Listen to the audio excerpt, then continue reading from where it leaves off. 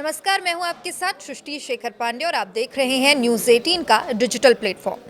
राजपाल यादव इस वक्त दिल्ली के तिहाड़ जेल में बंद है। अभिनेता राजपाल यादव ने एक चेक बाउंस मामले में पिछले हफ्ते गुरुवार को तिहाड़ जेल में सरेंडर कर दिया। उनके आर्थिक संकट को लेकर मीडिया में आई रिपोर्ट्स के बाद सोशल मीडिया पर काफ़ी चर्चा भी हो रही है और इस बीच कुछ लोगों ने आर्थिक मदद की घोषणा भी की है।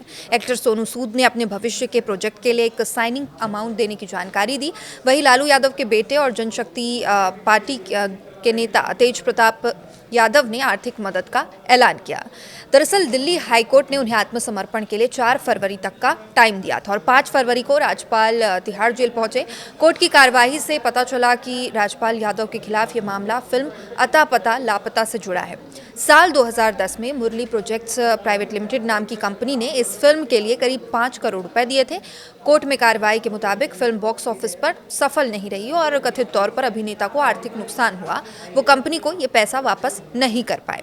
लाइव लॉ के मुताबिक कोर्ट ने कहा कि अदालत इस फैसले पर पहुंची है कि याचिकाकर्ता नंबर 1 राजपाल यादव का आचरण निंदनीय है। बार बार आश्वासन देने और अदालत में रियायत मांगने के बावजूद उन्होंने समय पर पारित आदेशों का पालन नहीं किया है।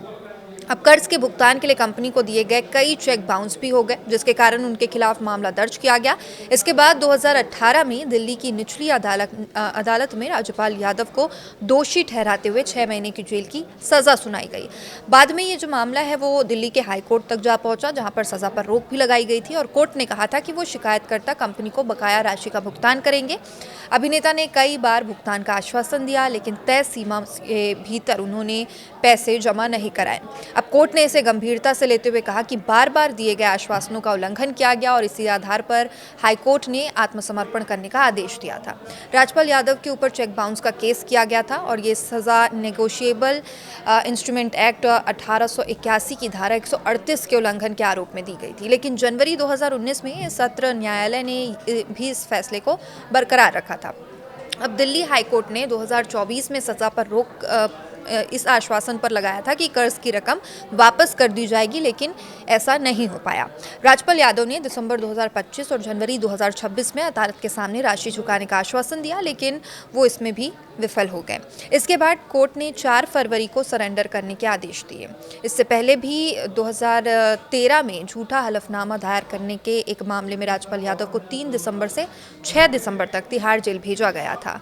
वो बेल पर अब कब बाहर आएंगे, चूंकि अभी भी वो जेल में बंद है, इस बारे में भी कोई अपडेट नहीं है। हालांकि उनके घर वालों को पूरी उम्मीद आने वाले कुछ दिनों में वो जेल से बाहर आएंगे और घर पर होने वाले एक जश्न में भी शामिल होंगे। अब कैसा जश्न, तो आपको ये भी बता दें कि राजपाल यादव के भाई श्रीपाल यादव ने अपने घर में चल रही तैयारियों के बारे में बताया और साथ में उन्होंने ये भी बताया कि पूरा यकीन है राजपाल भी इस खुशी के मौके पर परिवार के साथ होंगे।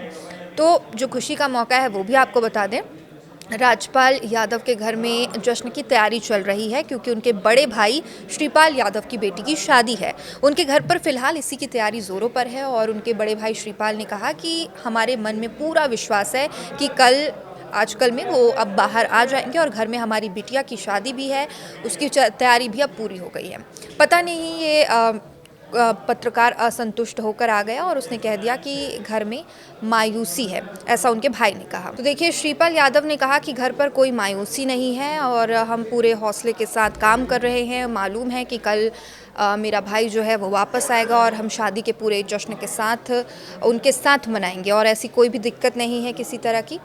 तो क्योंकि ये मेन आकर्षण वही है, तो शादी में उनका भी होना बहुत ज़रूरी है और इसके लिए भगवान से प्रार्थना भी घर परिवार के सभी लोग कर रहे हैं कि वो बाहर आ जाए। अब 19 फरवरी को राजपाल यादव की भतीजी की शादी है और परिवार को पूरी उम्मीद है कि वो शादी के जश्न में ज़रूर शामिल होंगे।